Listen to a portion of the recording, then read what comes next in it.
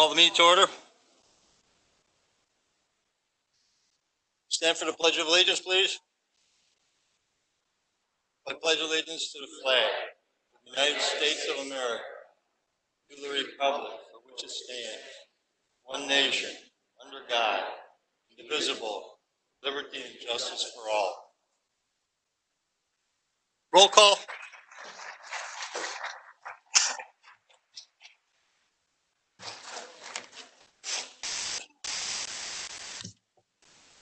You're going to be doing roll call on your buttons.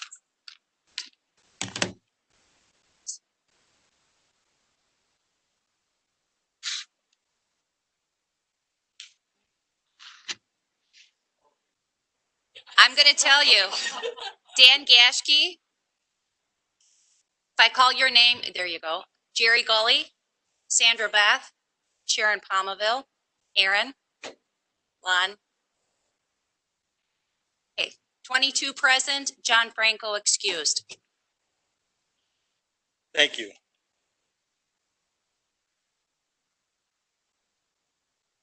You want to read the presentation? Just read the heading. Presentation of the 2021 Kenosha County budget by County Executive Kreuser. Tonight is an important night for Kenosha County and citizens. Kenosha County Executive Jim Kreuser will present to this board the 2021 county budget. I'm instructing the deputies to remove anyone who interrupts the agenda, including speaking over the address.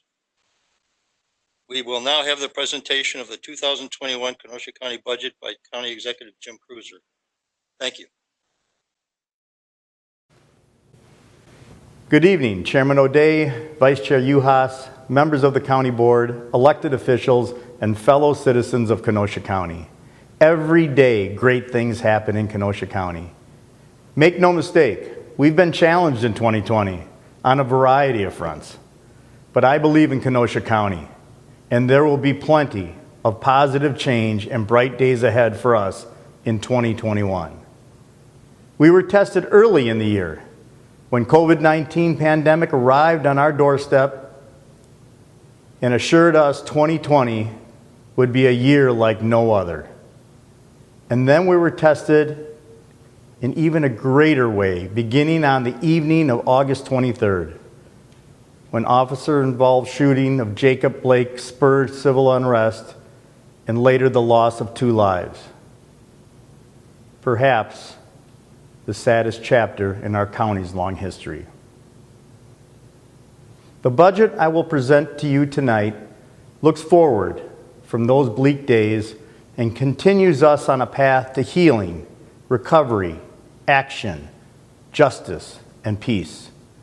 We've already begun to take this challenge of dismantling racism in our community. We're making an internal examination within county government through a Kenosha County Diversity Task Force that retired Workforce Development Director Adeline Green is overseeing. And we're committed to instituting racial equity training for all county employees in 2021. We are also going to be engaging in an external examination of our policies and procedures, working with a group such as the Government Alliance on Race and Equity. We will have more to announce on that in the coming weeks and months. And lastly, the budget resolution that will go before you in November will include a commitment to launch a Racial Equity Commission in 2021.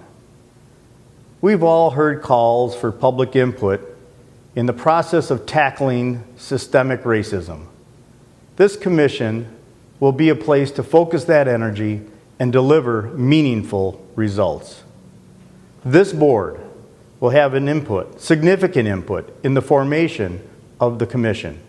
And you will have a vote on its composition and mission statement, and the group will make regular reports back to the executive committee on the progress of its work. This budget also puts an emphasis on security. The security of our county employees, our county properties, and most importantly, everyone who calls Kenosha County home. At the same time, we'll continue to put a high priority on our infrastructure, building it out so we can continue to capitalize on our position as a hotspot for economic development in our region, the nation, and the world. Back on August 23rd, when the unrest hit our community, our law enforcement took control of our downtown Civic Center campus and secured our county facilities from the individuals who mostly came from outside our community looking to wreak havoc and destruction of our city. Now this budget contains items to in fact bolster our situation if this ever occurs again, much like how airport security changed after 9/11. This budget adds 6 deputies to address Civic Center security, including 4 designated for assignment in and around the courthouse, replacing the contracted agency we currently retain, and 2 others for civic campus support. This budget includes measures to improve the security for our employees working in the county administration building and upgrades to security systems in some of our facilities. And this should be no surprise to you, as you asked for it before all the unrest. This budget includes the purchase of body cameras for our sheriff's deputies and the personnel needed to administer and manage records for this program. We were overdue in this regard, as body cams have become the norm in law enforcement departments across the United States, especially in recent years. The Kenosha community lagged behind. This board resolved to change that back in early August, and I am pleased to follow through on your request. Going forward, this administration will be working with the Sheriff's Department to make sure body cameras are implemented in a way that ensures positive results. We'll approach this from a business perspective, making sure there's a quality control, striving for best practices on police calls, and using video for continuous improvement in a positive way. This will get all of us the accountability that we're seeking for our law enforcement officers and the public. We're spending a lot of money on this equipment, and we all want to make sure it's money well spent. Earlier this year, with my full support, the County Board took another action on August 4th, declaring racism to be a public health crisis in our county.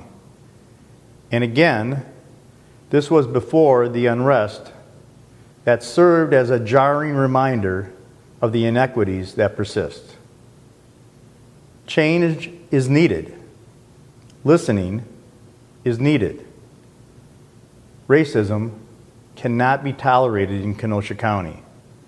Together, we can make our county that much stronger by our collective actions. For years, Kenosha County has placed its Human Services building where it's convenient and not where it actually serves the majority of the public, those in need of the services. And as our aging building, the Job Center, deteriorates and its useful life is almost gone, this budget provides us for the next decade of service to neighborhoods that are truly in the most need. With potential partnerships from the City of Kenosha and the State of Wisconsin, we're developing plans to move our human services functions to a site in the Uptown area yet undetermined, bringing more than 420 jobs to that immediate neighborhood, along with the thousands of users who will visit the facility each week. This budget includes funds to get that project off the ground, with a possible move-in to follow as soon as 2022. This will bring human services to where it belongs, in the heart of the community, where the services are needed. But this isn't the only thing we should be doing to strengthen the Uptown area, hit so hard by the destruction in late August. We need to be working with the business community, the city, and others in tackling the food desert issue that is in that area. Todd Battle, president of CABA, agrees. To that end, CABA has commissioned a market study to help determine how to best address this issue. And Todd tells me CABA is committed to working with the neighborhood and other community partners to find a sustainable solution. We're going to build on that commitment and do our part to transform and lift up that neighborhood. Our Human Services Department is also where we house the Division of Health. And as you all know, it would be an understatement to say that they've been a little busy this year. I commend our Health Director, Dr. Jen Freiheit, and her staff for all of their hard work and continued work in guiding us through what we hope will be a once-in-a-lifetime pandemic. Jen joined Kenosha County not even a year ago, before we could have even imagined a public health event of this magnitude. And I'm so thankful she's been here to guide us through COVID-19. Meantime, amid the pandemic and civil unrest later in the year, another county division showed the value of some of our past investments of time and money. When COVID-19 rolled in and the stay-home lockdown began in March, IT supported the almost immediate transition to remote working for hundreds of county employees across virtually all of our departments and divisions. Prior to all of this, IT and all of our departments worked on a continuity of operations plan. And we now know those plans work. Hats off to former CIO Marty Laycock, who began his well-earned vacation in mid-year, and also to our new CIO, Sean Smith, whose appointment this board confirmed in July. Much of the success that we've had in IT, turning on a dime to change our working structure in response to the crisis, is also due to the investment this board has made in the past. Thank you. The ERP system that was implemented 2 years ago, thanks to your support, was a key player in keeping the county's business functions working while some of our employees were working from home. Investment in cybersecurity helped to keep Kenosha County systems safe when other communities elsewhere ground to a halt when their systems were hacked earlier this year. Using our systems and their skills, our IT team was proactive in preventing attacks here, and they will continue to be for the upcoming election and beyond. Infrastructure leads to economic development, which leads to jobs. We've made significant investments in our infrastructure over the last 12 years, and under this budget, we will continue to do so in 2021. If you take a drive in or out of town on Highway S, you'll see the largest Kenosha County highway project in our history now in full swing. Work on County Trunk Highway S began this past spring and will continue through late 2021, when we'll have a 4-lane divided highway from Green Bay Road all the way out to the interstate. It's a road we need to support the tremendous amount of economic development that we're seeing in the Village of Summers, and that is now happening in the northwest side of the city of Kenosha. And it's the road we need to keep the trucks flowing in and out of Amazon, U-Line, and the tenants of First Park 94 and the future tenants, and all the other developments to come in that general area. Highway projects make up 60% of our capital budget, and highway equipment is another 4%. These are the investments that we're making in Kenosha County's future. And we know that employers are watching and making their decisions to locate or expand here due to these investments. In 2008, the Kenosha Area Business Alliance identified 23 companies that it considered to be our major employers in the county. That list now totals 48, and it's still growing. Just a few weeks ago, we welcomed a new company to the Salem Business Park, R&D Custom Automation. A producer of fully customized automated systems is investing about $6 million to move its production facility, about 60 employees from across the border in Illinois, to Kenosha County. This move is being supported in part by a contribution from the Kenosha County's High Impact Development Fund, which will receive another $250,000 allocation in the budget that I am proposing and presenting tonight. We may have had a hitch in our giddy-up with the pandemic's effect in our economy this year, but make no mistake, the brightest days are still to come, and we've already started planning on the future. We're also still planning and investing when it comes to quality of life in Kenosha County, which we know plays a big role when companies decide where to locate and where families decide where to live. And we also know that our parks have helped us to get through some of the darkest days of the COVID quarantine. When just about everything else was closed earlier this year, we kept our parks open so that people could get out and get some socially distanced fresh air. And the response was remarkable. Parks Director Matt Collins told me there were weekdays in May when the parks looked like weekends in July. People on the trails, in the grass, under the trees.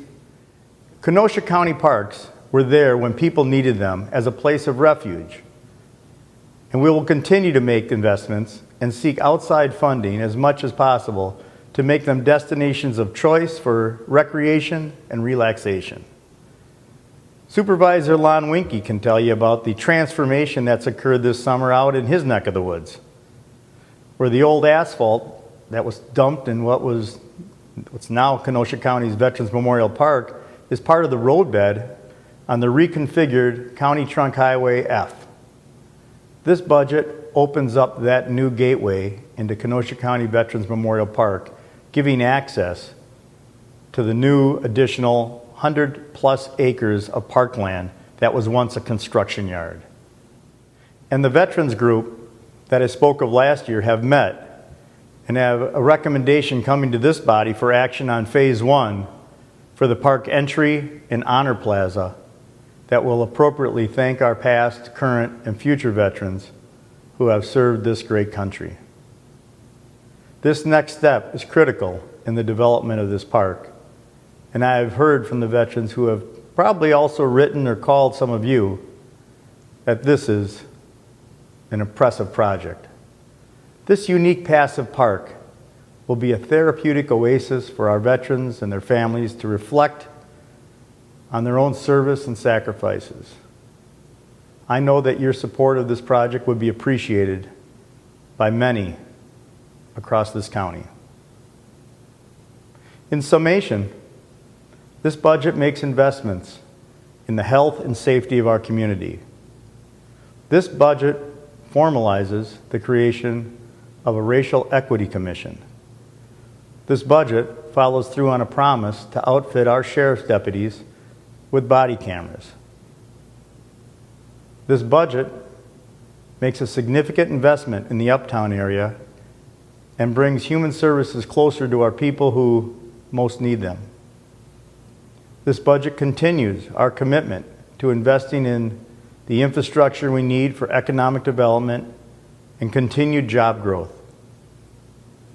This budget funds further improvements to the quality of life, like development of the Kenosha County Veterans Memorial Park. This budget keeps us on track towards AAA rating by Standard & Poor's and Fitch. And this budget accomplishes all of this at the advisory levy limit that this board adopted a few months back, before a lot has changed in Kenosha County.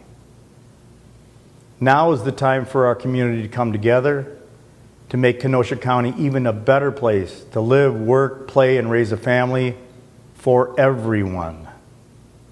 I look forward to working with all of you as you review the 2021 Kenosha County budget. All of us pulling together is the best way to keep Kenosha County moving forward. May God bless America, and may God bless Kenosha County.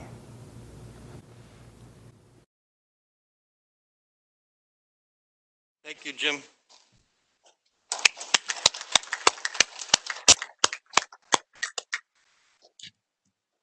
Are we distributing the budget books now? Are the budget books here? I'll bring the budget books around in just a minute. I'm switching everything over. I have a statement about the budget.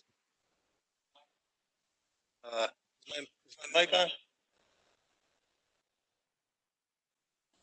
Is my mic on now? All right. The budgets will be distributed to all county board members in addition to a zip drive that contains the 2021 budget for use on a laptop computer. Please take note that there are two documents tucked into the front packet of the budget book. One is the schedule for the budget hearing meetings that will take place during the week of October 26th. The second is the budget inquiry request form. Some of you know that this form should be used by all supervisors for questions related to the 2021 budget. The completed forms should be directed to the attention of the budget director, Barna Bentz, so that they receive prompt attention and they are handled efficiently for quick responses.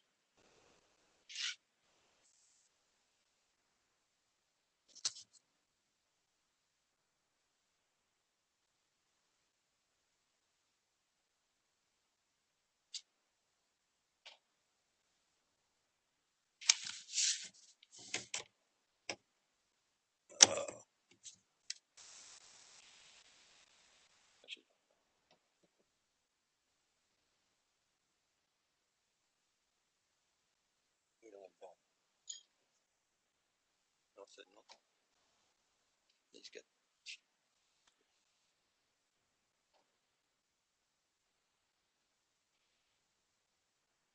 the big box.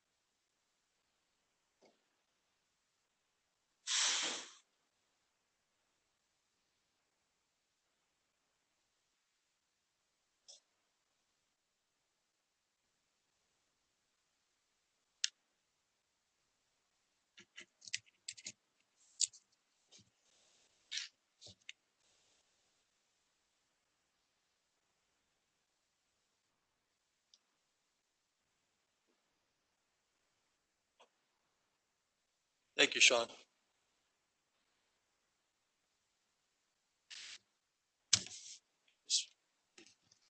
Citizen comments? Prior to citizens' comments, I would like to make a statement.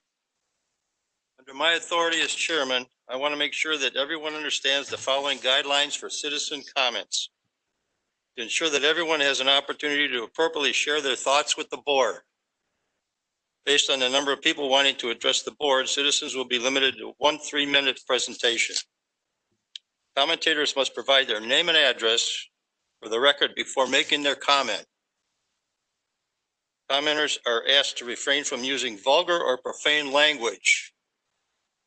They're also asked to avoid attacks, threats, comments directed at any individuals, either county supervisors or somebody in the audience. They're also advised that under the open meeting laws, according to the Corporation Council, the board itself cannot respond directly to any comments made and are asked not to request that we do so. Failure to follow these guidelines or engaging in behavior which is disorderly, abusive, or disruptive may result in being asked to leave the premises so that we can continue with an orderly meeting. Are there any citizens wishing to speak? Anyone wishing to speak, step up to the podium. Give your name and address for the record. Daniela?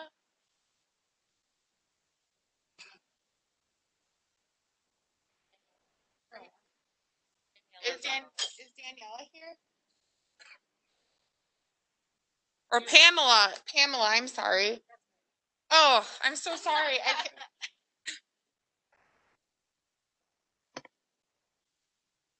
Good evening, Mr. Chairman, County Board, and guests. I want to thank the county supervisors for allowing us time to share our concerns and grievances, and I hope that we can learn from each other. By the way, I'm sorry. My name is Pamela Mundling, 7327 11th Avenue, Kenosha. Again, thank you so much for the opportunity to share. Tonight we're going to hear from many passionate people, and it is my hope that order does and decorum does rule the evening. To my brothers and sisters in activism, my brothers and sisters in activism will express themselves with words of wisdom and not hate, with words that are worthy to be repeated, and that profanity will not dominate the speeches, and that we limit our comments. It is my hope that people will have done their homework and not demand that the county board do things that are not in their purview, such as fire elected officials that can only be recalled by the electorate, or discipline officers that are the responsibility of the city of Kenosha. It is further my hope that we will all work with the process to change in a controlled and orderly fashion. And lastly, it is my hope that all get to speak, including the county supervisors who have questions about county business, and that adjournment be delayed until all county business is finished.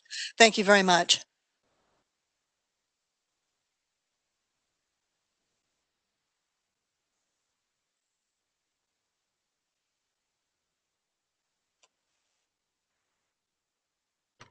Hi, everyone.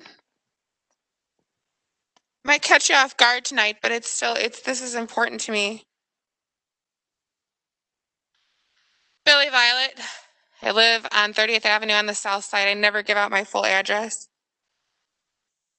I'd like to pause for a minute and take full responsibility for my actions at the last meeting and at meetings prior. It has been brought to my attention that I have a powerful presence. And while I cannot undo the words that I've said or the actions that I've done, I can learn from them. Tonight, I would like to make a commitment to both the citizens of Kenosha and the county board supervisors and my legislators elsewhere and our policing force that moving forward, I'm going to try to do better. I want to talk a little bit about Jim Kreuser's presentation, and I'm hoping that at some point we can have a budget to look over. While there are several shortcomings in the budget for next year, like what do we do about food deserts before 2022? That's a really long time away. That's a long winter away. 2 winters, really. What do we do in the short term? And while there are loopholes like that, for the first time tonight, listening to him speak on the budget, I felt kind of heard. I felt like all of the energy that I've exhausted in the prior meetings here, that it wasn't in vain. That some of you heard. So I hope that you won't disappoint as you move forward and you refine and make amendments and you make suggestions to your cohorts, because it's important. Because at the end of the day, every single person in this room, regardless of their beliefs, are relying on each of you to make our community better. Thank you.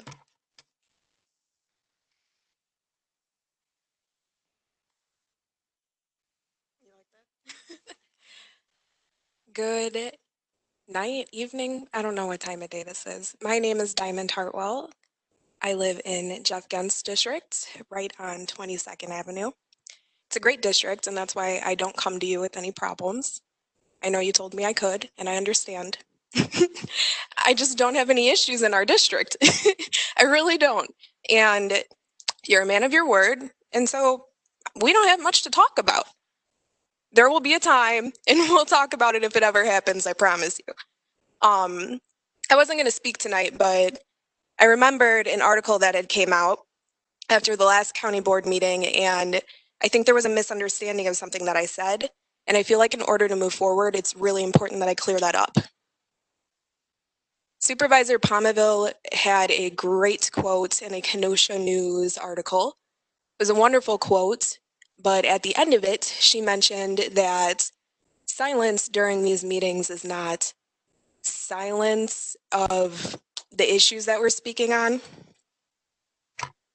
So I just want to clarify to Supervisor Palmaville and anyone else who had that belief that we think that your silence right now is the silence that we have a problem with. The silence that we're talking about is the silence that comes from you guys when supervisors are very out of line, making terrible comments about specific demographics. The silence we're talking about is when the room is lined with sheriffs and yet people are coming in without masks and they're sitting less than 6 feet away from each other. That is the silence that we're talking about. The silence when something that shouldn't be happening happens and you don't say or do anything about it. That is the silence, not the silence right now, because believe it or not, we know how meetings work. We know you're not allowed to talk back to us right now. And most of us respect that. At least I respect it. So when I talk about silence, I mean your actions and how you deal with things that are blatantly wrong as leaders in our community. Thank you.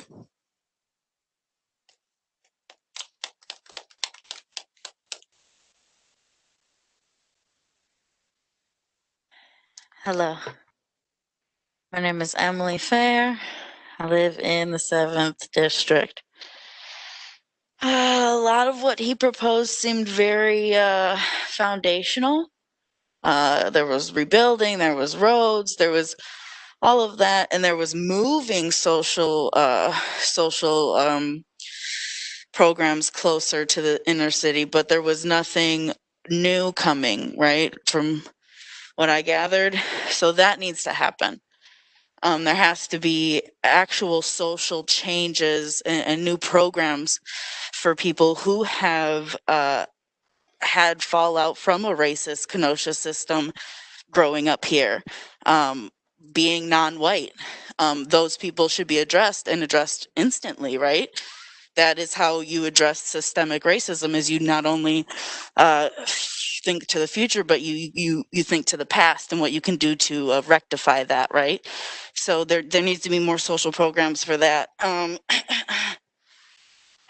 Before we build a 4-lane road going where there's already roads going, we really need to work on the roots of Kenosha and what's really wrong with Kenosha, the systemic racism in Kenosha, not the roads right now. And when you fix Uptown, yes, fix Uptown, but don't gentrify Uptown. Don't then raise the prices in Uptown and push the people living there out of Uptown so that other people can move in. So yes, fix Uptown, but don't gentrify Uptown. When you think about budget proposals, which I hope you're going to be proposing different things, think about mental health. How much of the percentage of the budget goes to mental health? How much goes to regular health? How much goes to unemployment, which is needed right now, right? We're in a pandemic, the unemployment is high. How much goes to schools? How much goes to schools like Washington and Lincoln? Small businesses are hurting right now. Families are hurting right now with Ever's new 25%, which I appreciate that. That's going to help our numbers, which are climbing and our hospitals are filling. So that will help us, but it's going to also hurt some other people, some bartenders, some restaurant owners. So we have to take care of them also. It's up to the government, not the people, to help the local businesses, right? So the people should be able to, curbside some food, but the restaurant workers shouldn't have to rely on the community to keep them going. We need to rely on the government, right? That just makes sense. So focus on those things before you worry about roads, right? Focus on what really, really matters. Thank you. Any more citizens wishing to speak? Step up to the podium, please. Get your name and address for the record. Hi, my name is Kalana Hutchinson. I am in fine gentleman Gabe Nudo's district. Just going to sign my name here real quick. It seems that there's some confusion as to what is actually in the mask mandate that the governor put out. So I'd like to clarify that for some of you. In the actual mask mandate, there are question and answers. And one of the questions is, I have a medical condition that prevents me from wearing a mask face covering.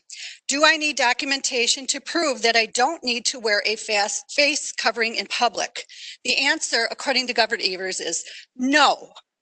You are not required to carry documentation to prove that you do not need to wear a face covering in public. On page 4, the question is, what do I do if I see someone not wearing a face covering, even though they should be? The answer is nothing. Some people have conditions or circumstances that would make wearing a face mask covering difficult or dangerous. Just wear your face covering and stay 6 feet away. The next question, what do I do if someone is harassing me for wearing a face covering? No one should have to endure harassment. For any reason, contact your local law enforcement. And the same holds true for not wearing a face mask.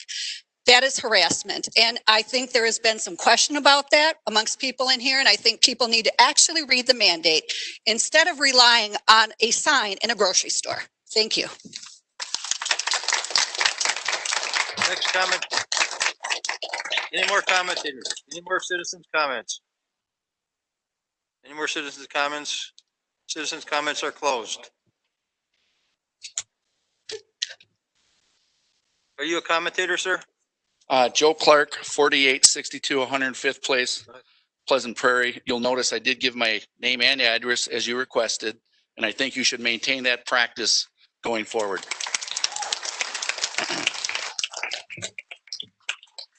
I've been watching county government or served in county government for the last 25 years. I was never so disgusted by watching the meeting last week. We had a supervisor who may have been listening, but had her back turned to the county, to the citizens of Kenosha County. I sat there through some very contentious meetings. I've had them chanting outside the building where it was time for me to go, but I always sat there and I always listened respectfully. If you cannot respect the public, you shouldn't be in office. Relative to decorum of the county board, Outburst.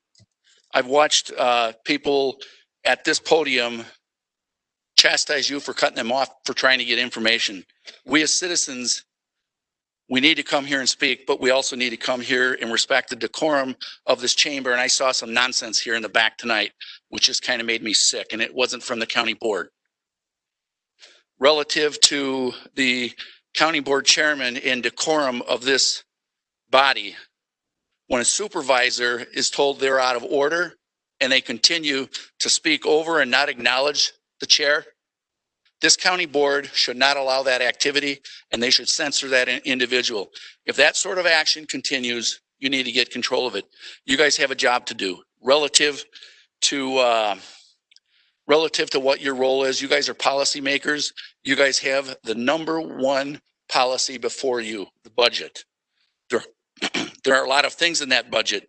And while we're looking to invest into the uptown area, we're bringing more government. We need to bring more jobs to the uptown area. And as you look at Kenosha County and you look at the diversity of Kenosha County, you need to make sure those jobs are there for the people of diversity. I just want to say,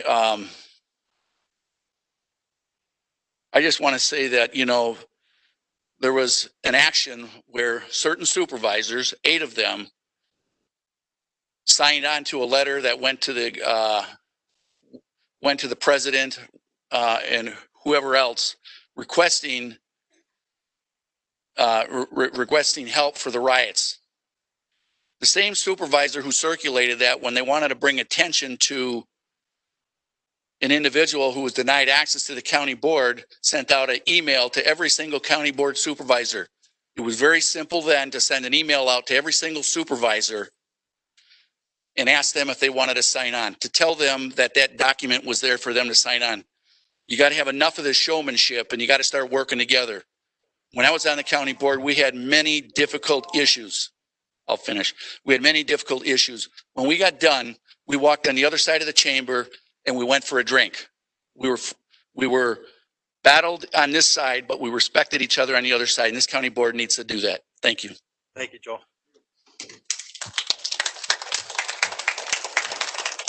Any other citizens' comments? Any other citizens' comments? This time, citizens' comments. I have 2 emailed citizen comments. The first is from Joy Asselson. I live with my family in Kenosha County. I need to publicly address a disturbing incident that I experienced involving a Kenosha elected official. On September 24th, I sent a message to the Common Council via the Send Comments to All Alderpersons button on the Kenosha.org website, expressing concerns about a protest that was going to take place that day from 3:30 p.m. to 6:30 p.m. Because Jesse Jackson was speaking at this protest, it was also publicized in the Milwaukee Journal and news station websites. Let me preface by saying every American citizen has the right to peacefully protest. However, after the over $50 million in damage to our city from protest that turned to violent rioting, I had understandable concerns that I wanted to express. At 10:42 a.m. on September 24th, I wrote the following message to the Common Council. Subject, protest today, heads up. Message, are you all aware of the Facebook flyer going around of the protest from 3:30 to 6:30? We don't have the resources to deal with a big crowd. I'm praying that the right decision is made to have the proper resources here as they do not remain peaceful. We don't have the resources to deal with a big violent crowd again. Please defend our city. At 9:02 p.m. that evening, I received the following email from a personal account of a person named Andy Berg. Subject, protests. Message, I saw your email to the city this morning. You should send this also. Anyone who supports a 17-year-old to go to another state and shoot and kill people need to have their mental health checked. Mr. Berg included 2 screenshots from a Facebook group called Angry Viking, which he was referring to in his message. I was very unnerved by this email as I did not know who this person was. At 9:53 p.m., I sent the following message back to the Common Council via the Send Comments to All Alderpersons button on the Kenosha.org website. Subject, unwelcome email. Message, hello. This morning, I sent an email to all of you regarding the protest today. At 9:02 p.m., I received an unwelcome email from a person named Andy Berg. The subject was protest, just like I sent to all of you. The following is what this person sent to me.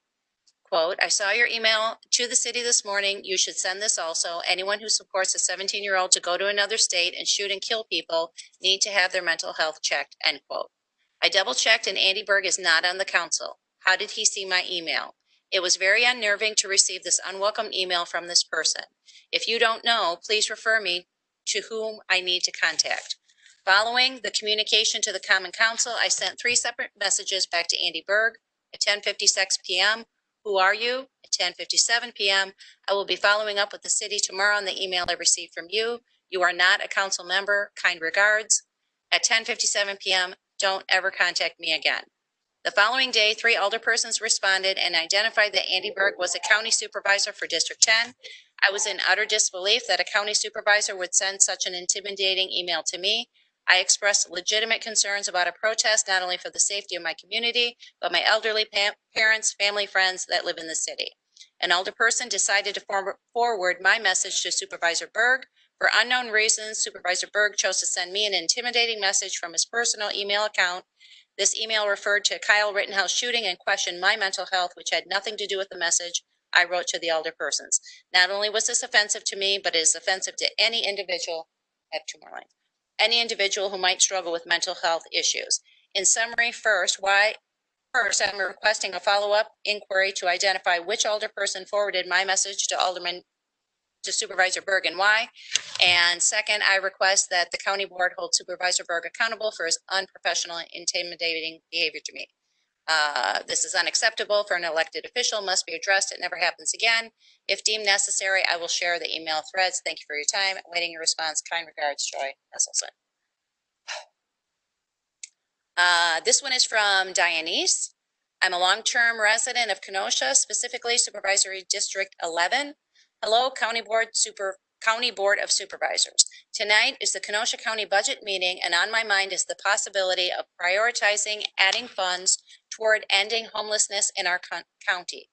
The Kenosha Human Services Department states that they, quote, develops, coordinates, and administers a comprehensive network of services to children, youth, families, the elderly, individuals, and those striving to cope with developmental disabilities, mental illness, high-risk situations, and more. I would consider our neighbors without homes to be in high-risk situations. I believe that Kenosha County should include an end homelessness initiative in our county budget. Thank you, Dianese. And announcements of the chair. I'd like to use my 3 minutes right now to make the statement that I put together here. I want to speak to the board and to the citizens of Kenosha County. I've been on this board since 1996. It means a great deal to me. One of the hallmarks of public service is respect for other supervisors and respect for the public. Recently, we have found ourselves in unprecedented times, which have caused passions and emotions to run high, as we saw in other meetings, which I'm glad we didn't see there tonight. As a result, we have found it more challenging than ever to demonstrate the standards of respect that we should demand of each other. We can feel strongly and deeply without having to resort to name-calling, vulgarity, and lack of basic courtesy. Last year, we were subjected to multiple examples of each of those. We had harsh language, cursing, and otherwise. We had personal attacks, general lack of respect from some parties, including talking over others and failing to show proper respect to people who were speaking. This does not reflect well on anybody. One thing in particular brought a great deal of criticism during the meeting and calls for action. Members of the public need to be aware that by law we cannot respond during citizens' comments. Our job during that portion of the meeting is to just listen. I believe that listening respectfully requires looking at the person speaking. I believe that most of the board agrees with me. Please do not take our silence and since that meeting as a lack of caring about our condoning any disrespectful behavior. There have been some who have been asking us to consider censure or some other type of discipline. Ultimately, the members of the board are accountable to their constituents, not their fellow supervisors. They get voted in, they get voted out. So I urge everyone and citizens alike, along with the supervisors, buck the trend we're seeing throughout the society and demonstrate civility, courtesy, and respect for each other. We need to find ways to communicate and convey our positions and feelings in ways which recognize the things which we have in common must always be stronger than those which divide us. Supervisor reports. Any supervisor wishing to report? Bill? Thank you, Mr. Chairman. We had our meeting here of the Public Works Committee last evening. Quite a host of things to go over here. I'll try to be brief. There's 5 divisions to report to us, so for all of us here, I'll try to make it relatively concise. Things that were covered last night is 2 miles of asphalt paving from County Highway B to the state line into County C, and then from County D to the State Highway 50 and to County K. Those were completed. The big project we're all aware of, traffic closures, everything else, is County Highway S, commonly called 142. There's 2 phases to that. Phase 1, which has begun initially, is still scheduled for the completion of this fall 2021. That's substantially complete. It's really gone well. We had a good construction season. Phase 2 started in the first week of September. That's going to go through the entire winter. We'll have a long time to go yet before we get completion on that. In the western portion of the county, County F is being realigned. Some of you live out there and have seen that. That is going according to schedule, and that will tie in with what Mr. Kreuser said is the potential for the Kenosha County Veterans Park. That will be a western entrance to that park. Like wayfinding sign project, that's been shelved. That's kind of been put on the back burner. Supervisor Nordigan very appropriately mentioned to our committee that some of the higher speed, higher traffic areas in the county are not appropriate for safe bicycle riding. And the whole thing is being reevaluated. So you can look forward to that coming back to our committee, and we will make it known to everyone here what the findings are. That'll be probably some months out. A lot of talk about county-wide, 22nd Avenue and County A.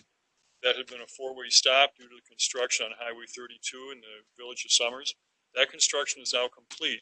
So the four-way stops were taken down, and surprisingly, a large amount of accidents occurred due to the traffic pattern changes, people expecting four-way stops.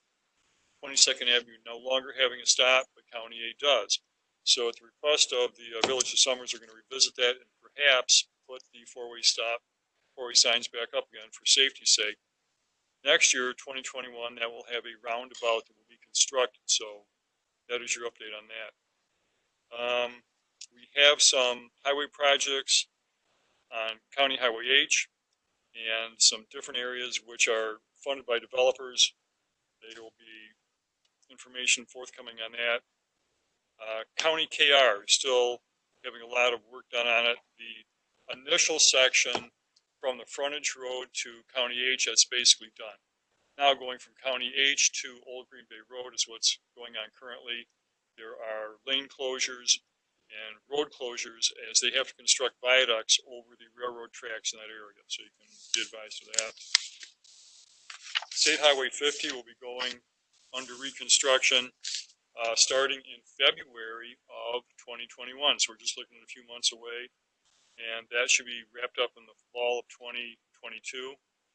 There is a new bypass road that's currently ongoing on the north side of State Highway 50 between 76th Avenue and 60th Avenue. This will provide an option to shift the traffic during construction of the rebuild of Highway 50. That pretty much wraps it up for the Highway Division. We're talking about facilities now in the downtown campus. The administration building has some heat pump replacements that are going on. It's been going on for a while. About 1/3 of the way through on that, still a bit to go. Public safety building, which is just directly behind the courthouse there, has a series of cement panels, which are the cladding of the building. Being quite aged now, the seams need to be addressed with special sealant. While that was going on, it was identified that there's some glass block panels there that actually have been leaking water. It's a relatively recent development. So in a way, as the project has moved forward for the cladding of the building, they can also address these glass block panels. It's going to cost approximately, I think, $50-some thousand to have that addressed. But again, we'll get it done and we'll make sure that it's secure for the wintertime. Joint services area renovation is moving along. That's pretty much done. District attorney and juvenile intake move and remodel. That had been on the agenda and the plan. There's also going to be some more security added to the DA's area and to make it a more secure situation down there. This building right here has had some issues with water infiltration. As you know, this is quite an aged building, and they were concerned that going forward, windows failing would be a big, costly fix. And it probably will be a big, costly fix. But the thing that was interesting is when they took part of the windows apart on this building, they found that although water had infiltrated, it had not really done any serious damage in terms of freeze-thaw, in terms of mold. We know that it's happening, but it's a manageable situation. We can caulk it. We still have time on our side to decide what to do with this building and how to proceed forward. So, kind of good news there. In parks, a lot of interesting things happening out there at Kenosha County Veterans Memorial Park, which is formerly called KD on the western edge of Kenosha County. The restroom facility is basically complete. That's all done, just punch list items to be fixed up. Master plan, which was brought to our meeting last night concerning the veterans, will be brought forward as time goes along. Closer to home, Pike River Restoration Trails, that's in Petrifying Springs. Contractor has substantially upgraded those trails for hiking. It's much safer. They actually have it where the erosion will not be such an issue, and people have already commented favorably on how those trails are. and how they appear and just the whole situation out there. Silver Lake Beach Park, Eagle Scout Bryce Sakey constructed a new shelter located on the top of the beach hillside. We're on to one of the last reports, and that is golf. Golf has had a very good year due to the weather and the people participating, COVID notwithstanding. People looking for outdoor opportunities, and combination of weather, it's been a very good, productive season for golf. And it appears as though for their capital projects next season, golf will have the money in-house due to their revenues this year, and it doesn't appear as though really been any bonding or levy money for those purposes. In the wintertime, there'll be a golf simulator at Pets. That'll be a nice little upgrade. And Mr. Arbit concluded by saying that there currently is a search underway in the uptown area to bring human services, this building, closer to the population that needs it. So it's no specific details, but that's my report. Thank you. Thank you, Mr. Chairman. I just wanted to take this moment to direct the fellow supervisors' attention to a handout on the Newsweek ranking of nursing homes. As a member of the Brookside Board of Trustees, you can see that Brookside is ranked 3rd for the year 2021. This is actually a move up from 2020. And I think it's owed in these somewhat dire circumstances of past year to the administration and the entire staff from Linda Bogdala all the way down to housekeeping, the RNs, the LPNs, who've all contributed to work toward keeping a very efficient and well-organized administration. And for that, I believe that on a high note, this is good news to see, and it continues with the high standards that are in place at Brookside. Thank you.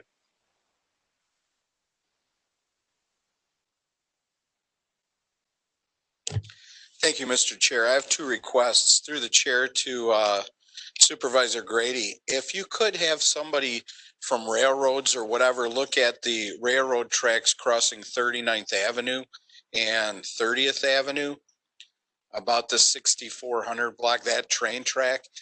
It's not even my district, but I've gotten complaints about it. And I know dealing with the train tracks, train people are a pain in the behind. So I'm just throwing that out there to see if you could look into that. Would that be okay? Okay. The second thing is I would like to ask through the chair to Supervisor Gashke to have his committee review our youth and governance to see if there's a way to keep those individuals who are not seniors who want to stay on another year.